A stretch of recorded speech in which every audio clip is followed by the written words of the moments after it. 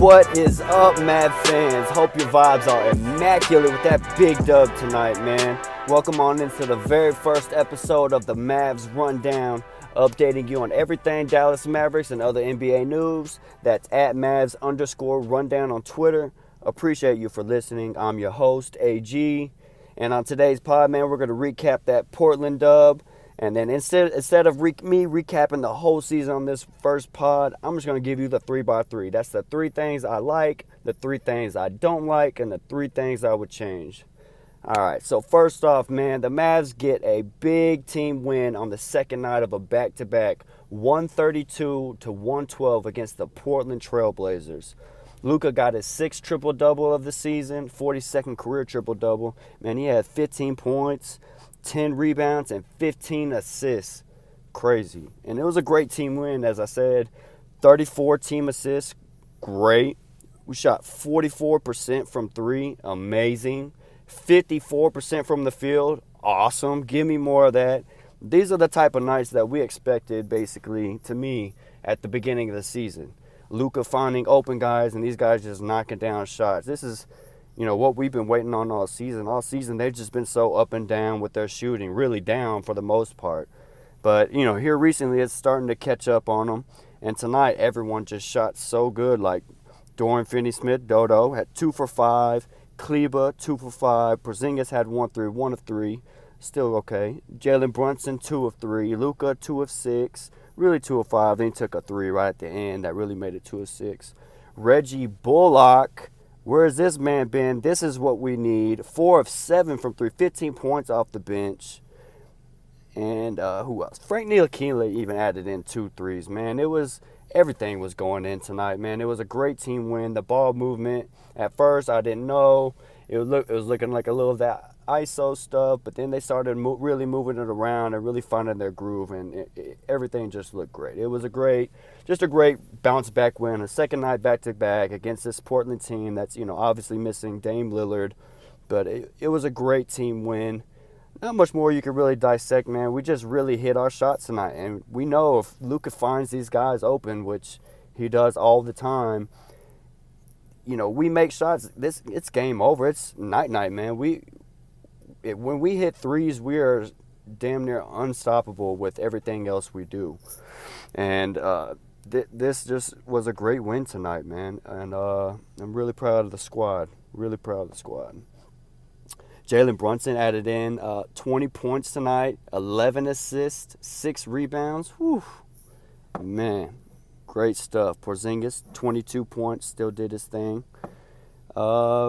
Yeah, man, it was just a great. Dwight Powell can't leave him out. 5 for 5 from the field, 15 points, 5 rebounds, and he was the one involved in all the scuffles there in the fourth quarter, which really dragged the game on till the end to make it end. But a great win. Not much more I could say, man. This is just what we need to see, and hopefully we can see some more of it. All right, now let's get into my 3x3. Let's break this down. And I'm going to start positive. The 3 things I like this year. All right, first, our team defense, man, by far. Everybody knows this. I don't have to go and give you the stats. I'm sure everybody's throwing these at you. We're like 3rd in opposing points per game. This last month we were on a hot streak, number 1 defense. Now I think we're the 5th rated defense overall now. We're just killing on the defensive. We found the rhythm, and it's really crazy because it's not one specific defender. We don't have just one guy that's just out there locking people down. It's really a team defensive effort, man. We got helpers helping the helper. We got guys flying across the floor to go get that open man, to put a hand up on the shooter. Definitely a big improvement after what we've seen here recently in the past 2-3 years. So, I'm really liking that in the team defense. All right, second thing, KP. He is actually finally looking healthy this season, man. And if you've been watching the games, you know what I've been talking about. When he's been on the floor, he has been looking like the unicorn of old. Except for the 3-point percentage. We don't have to get in that. But, he's not shooting good from 3, under 30%. So we'll just leave it at that. So not good. But however, everything else, phenomenal. 87% from the free throw line, averaging 5 free throw attempts, which I think is close to his career high. Like, he's just doing it. He's doing it in a variety of ways. In the beginning of the season, it looked like he was kind of forcing things, maybe like really trying these post-up stuff. But I think he was just everybody's just trying to find that new fit since J Kidd came in, and he's really, taking that leap and become somebody that we can almost consistently depend on. We want him to be more consistent, but he's somebody that he's definitely consistent on the defensive end this year. He is going over swatting shots. He had 6 blocks the other game. Like, he's been incredible, man. So that's actually a good sign for us. And he's also played in some I wish I looked that up before this, but he's actually played in some back-to-backs. And it's, that's surprising because usually we've been resting him on the second end of a back-to-back. So this year I've seen him a couple times. Maybe he's played on these back-to-backs, and it's really been good to see him actually out there and doing things. Even though last night, he didn't have the best night, but just seeing him out on the floor 2 nights in a row, those are good signs for Mavs fans. I know that. And the third thing I like is that we are still top 3. Really, we were number 1 earlier, but we're still hovering always around that top 3 mark in turnovers per game, meaning we are not giving the ball away. And that's what it was one of my main concerns with the coaching changeover.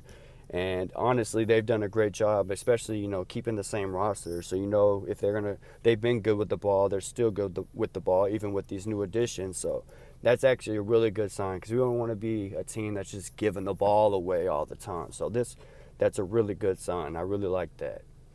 All right, now to the dirty, man. To the 3 things I do not like.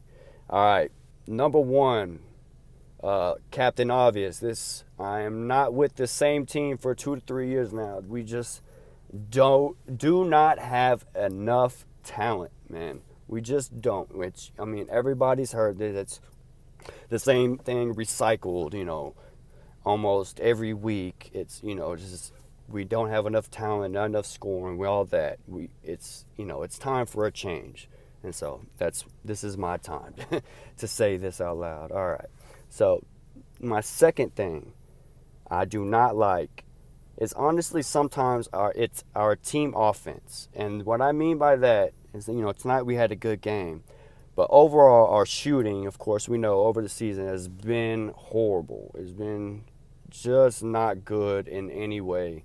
By 3-point percentage and by field goal percentage, you're just not good, and that needs to improve. And we're just hoping on a prayer that we're going to turn this around. All of a sudden, these threes are going to start dropping, which tonight they did, thankfully, and hopefully maybe later on they will. But that's a little concerning when we just haven't not hit our shots. And so hopefully, I think that's something incorrect. And along with this offense besides the poor shooting, is the ISO offense that we have going on whenever Luka or Jaylen Brunson has the ball. I'm not a fan. I'm not a fan in the sense of I'm okay with them taking a 1-2 punch turn of their ISO, maybe ISO pick and rolls or whatever. But on the back end, on the other side, can we please move around? Somebody set a screen. Somebody do something. Please. Just when Luka gives up to JB, Luka, please just go set a down screen for whoever else is in the Dodo in the corner, or Dodo, come and set a down cross screen. Like, just please, I need to see movement on this backside. And sometimes we see it, but it doesn't seem like it's organic, like it was almost not supposed to happen. But I think that would really help get Luka more involved with the off ball stuff, just more motion. We already, you see it with the best team, like the Warriors. Clay is also, one of the time shooter, but still their offense runs so smooth where everybody's gonna get a good shot because everybody's just moving. So the ball is gonna find that open guy. And I really wish we can somehow hopefully we can make some tweaks towards the end of the season where we're not just so ISO heavy dependent, which, what we've seen in the playoffs, which, mainly what we're focused on. So we need to, make sure that ball is moving and finding the open guy. All right. And honestly, the last thing I don't like is the inside game, man. And that's just all around. We are not attacking the basket. We're not attacking the rim like we used to. Well, I guess a few years ago, I think Luka's second year when he broke out, we attacked the rim pretty good. But it wasn't. We were only probably like midway. I don't think we were ever like top 10 in attacking the rim. But at least we attacked the rim in the last two years since, it's really been, or, last 2 seasons, really been in decline. We're not getting to the rim. Our rebounds aren't down, or are down, and we're not getting enough. And the blocks, we all know that. But we do have, Porzingis when healthy, and we know if we have a dependable, now we have Marquise Chris, and, we got an energy guy and Dwight Powell coming out. As long as he's coming off the bench, that's good. But, we got enough energy guys. But, I really wish on the inside game, it's mainly focused. I know the rebounds and blocks can vary because if we could just play good defense and play good offense, that'll help negate some of these rebounds and whatnot. But us not attacking the basket drives me insane because if we're going to take all these threes and jack them up and miss them, then what's the thing they tell you to do if you're not making your threes? Oh, attack the basket. So please, I hope they start just attacking the rim. Luka needs to lead the charge. Start taking the rim, showing these guys. And in this past game, or the past, here a few recent games, you've seen even, everybody just attacking the rim. I really like Porzingis this season attacking the rim. As I said, he was averaging close to a career high in that range of free throws per game. That means he's really, attacking the basket, and we're getting him on rolls. And so it's just a mix of everybody, doing it. Everybody joining in and everybody getting to the hole because we can't settle for mid-range jumpers just because Jason Kidd said it's okay for us to shoot mid-range jumpers. We need to balance here. Find that balance instead of just jumper heavy. We need to start getting to the basket, and that'll open everything back up. And shit, that might give even more room for these shooters on the outside to start knocking down these shots. So, I think that starts with, getting to the rim. All right, now the last segment, 3 things I'd change.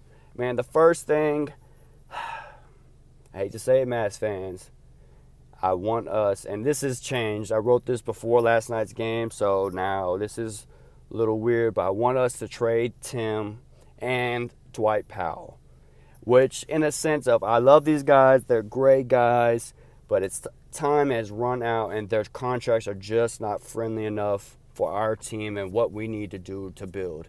These contracts need to go. We need to somehow flip them, and basically, I just want to focus on just these guys have for offense. We know Dwight Powell was in the starting role, starting this season at center. So KP could start at the 4, so he's not banging around all the time. And then we realized that finally, Dwight Powell is our backup center and doesn't need to be playing starter minutes. That 18 to 20 minute range is perfect for him. So him coming off, giving us that energy is perfect for that. But in a big sense, he's just not the same anymore, especially since the Achilles. He's not giving us that same production. And he's just not good enough for us, to be honest, on defense. Like, he's got the kind of a short arms for his size. So, you really see in these games when a lot of guys, especially guards, can get around him, get their shot up over him. Because he just doesn't have the length that you need. He has the energy, and he's right there, but he doesn't have that length to really alter these shots and do what we need to do, or do what we need him to do on the defensive end of things. And then Tim Hardaway, what sucks? He broke his right pinky toe, I believe, last night's game against the Warriors, and that sucks because before that, I'm on the bandwagon where I think it's about time we get rid of Tim because we can't depend on him being so streaky and depending on him to hopefully hit shots for us on nights. But now with him being injured, I don't know. Honestly, I'm being optimistic. I hope that's a blessing in disguise. Maybe this time off will give him time to recuperate, get his mind right, get things together. And when he comes back, they're saying maybe right around, before playoff time, maybe we get him for playoffs. Maybe all of a sudden he comes in, he's able to start rattling off 40% again for us. Who knows? Just speculating. And then who knows? I don't think he could be traded. He's injured. He could be traded, but of course teams aren't going to want somebody that's injured. So that just lowers his value. So they might not get back what they want if they could. So that's, those two guys, just for me on this team, it's just, I feel like those are guys we got to target, get out, just because of their money, the money they make, and we need to bring in more people, somehow get more talent, and get rid of, move on from these guys. All right, the second thing I'd like to change, as I said in the last one, man, I tell everyone, attack the damn basket, man. Attack the rim, and then we need to start feeding inside, going inside, attacking inside, and then letting our outside game go from that instead of just attacking outside, shooting all these threes, hoping, we're just going to start, rattling them off, 10 in a row. We can't depend on just, getting hot from three. We got to switch it up when you start, getting to the rim, getting to the basket, getting to the free throw line, because we're like bottom. We're in the, I think, 24th or 25th in free throws per game. So that's no bueno. We need to get to the rim, get more foul calls going, and get to the free throw line more. That will really help our offense just open up a lot more, especially with how it's been so far. And the third thing I would change, it's obvious. We need another playmaker. It's another guy that we could say Luka can trust, or not even we can say that Luka can trust to give the ball to, give it up to, and go get us a bucket, man. Just make a play. Just, of course not like Luka, but just someone else that can also shoot, dribble, and pass. Like, that's what we need. And, I prioritize a playmaker over a center because of the simple fact that we all know KP plays best when he is at the 5 for us. So I think, I actually love the whole Miles Turner thing, but I'm actually kind of glad they backed off, because even though I think it would still be a good fit, I just think if we already know that KP is our best, is at his best when he's at our 5, just like he's been now starting since they changed Dwight Powell to the bench and moved Maxey into the starting lineup, Porzingis needs to be at the 5. So that means we need another playmaker. In that, wherever it fits in, whether that be, a Jeremy Grant, Eric Gordon, Goran Dragic, Harrison Barnes, yada, yada, all these names. So I really think that the Mavs are looking at this, and I think, it's pretty obvious. They know what's up. Last 2 years, bounced out of the first round. It's time for us to step up. Like, we cannot have the same thing happen again, and it's looking that way with this roster. Unfortunately, like, things have gotten better. They really have. But when it comes down to it, and we need a bucket, and we have Luka, and they double him, do we really have someone else that we trust to have the ball and make a play? Like, do we really, like Jaylen Brunson? We, love him, man. He's having a great year there, man. He's having a great year, a really great year, and teams, are looking at him to be the starter. But time and time again, it shows whenever he plays some lengthy defenders, he just hasn't shown up big. Like, he's not doing what he does. That length really bothers him. So do the Mavs really have, that second player they can depend on? To me, Porzingis, he's getting paid max player, second player money, but really I feel like he's that great third option. Like, if you're going to have a big three, he's that great. He's that Chris Bosh, KG, that third guy, that the center, the mobile, big guy that can kind of do it all in a sense. Like, I feel like that is KP's role. And we can't, expect him maybe to be that sometimes he can be that second or even first on a hot night, but I wouldn't solely depend on him being that second guy that, we can just depend on night in, night out.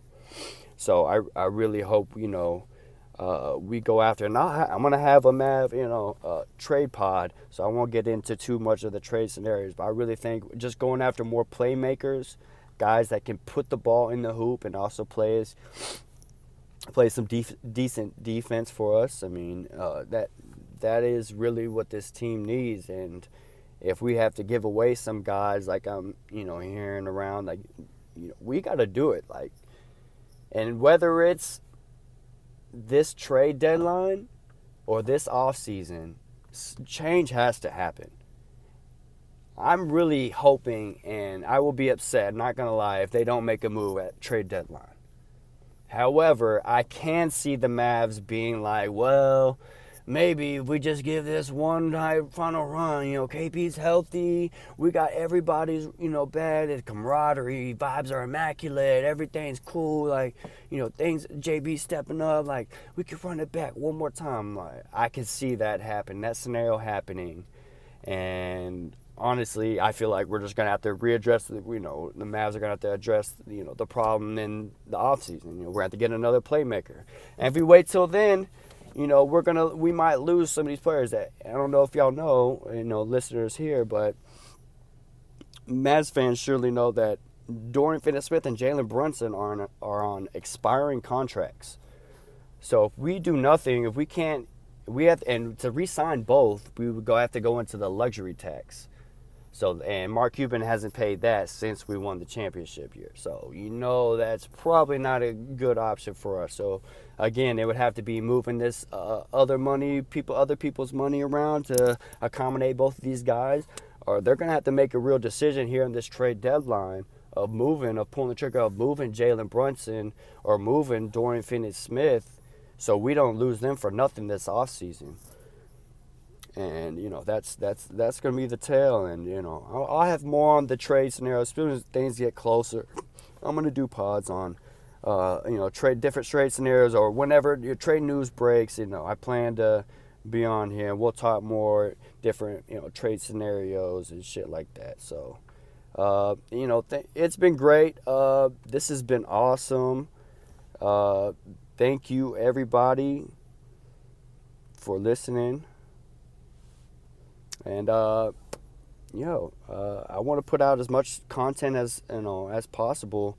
After games, big news. As I said, the big trades. It's late. And also I would love to start. I'm gonna start having green room hopefully once build it up a little bit, because I love talking to interacting with other fans and getting other people's sides and what they think and their ideas, because it really sparks, like for me, it sparks my ideas. I'm like, oh, I get an idea for someone else, and that carries another idea I have for something else. So I really love the back and forth, and so that way y'all don't have to listen to me for the whole pod every time, And I'm also going to have special guests on. We'll talk about, their teams. We'll break down some other stuff. But, yeah, man, this is awesome. And this has been awesome. Great night. Glad we could start with a W. Big dub. We need this. Hopefully, this carries on forward. And as we play again Saturday night against the Pacers, here at home against the Pacers, Rick Carlisle's return. Oh, yeah, that's going to be a good one. At 6 o'clock start time. Oh, yeah, that's going to be good. I'm all for that. That's going to be awesome. All right, so thanks for listening, you guys. See you next time on MAVS Rundown. It's your boy AG.